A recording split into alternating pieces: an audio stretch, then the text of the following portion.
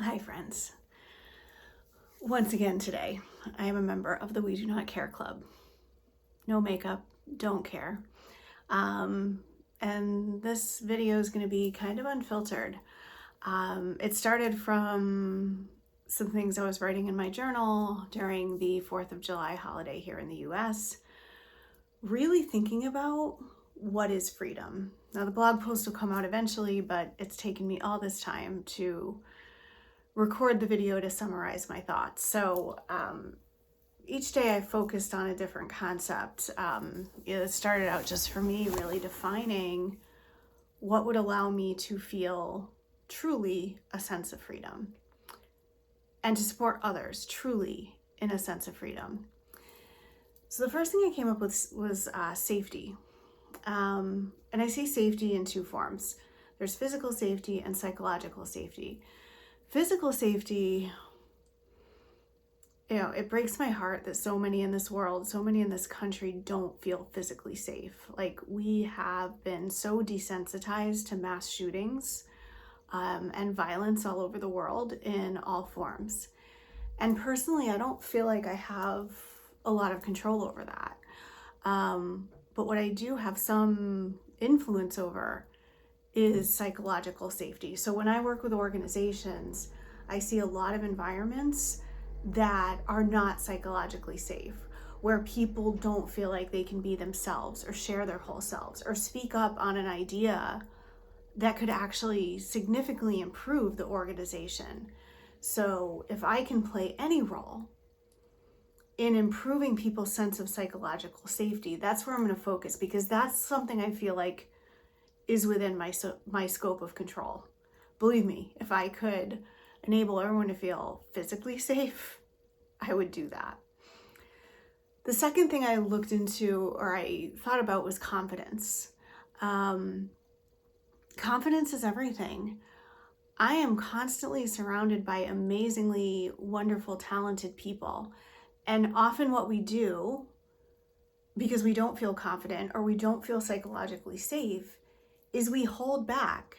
We don't share what we can offer to this world because of a lack of confidence. It's often not because of a lack of skills or ability, it's because of a lack of confidence. So think about that. How much of your talent have you kept from the world for lack of confidence? And the only way to cure this is by falling on our face and getting back up again. It's by allowing for that growth. It's by allowing ourselves to feel uncomfortable. That's the only way that we can develop our confidence, by leaving our comfort zones. The third kind of things I looked at together were health and abundance. So health is everything. Like, if you've ever been sick, if you've ever just felt like shit, you know how important health is. Not feeling well, not feeling healthy can be a distraction to everyone else, everything else. So anything that we can do to preserve our health, that's going to make such a difference in our lives. And then with abundance, I looked at both time abundance and financial abundance. And if anyone has cracked this nut, please let me know. I've been in places in my life where I've been very financially abundant, but I've had such a sense of time poverty that it wasn't worth it. In fact, that's what sparked me to change my life and go into this work. And then financial abundance. And oftentimes financial abundance is framed as making more money, acquiring more wealth. I get these stupid emails all the time like, oh, I can help you make 7 figures this year by working 10 minutes a week. Like, I'm sorry, it's not that easy. That's bullshit. And so I've been thinking a lot about this, because I do, for the most part right now, have a good sense of time abundance, but not financial abundance. And I think it's time to reframe this.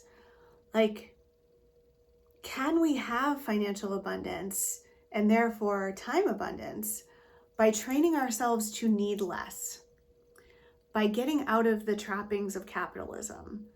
Like, can we embrace simplicity as the goal of abundance? Because I know I'm at a point where I need very little in my life to be joyful, to be happy.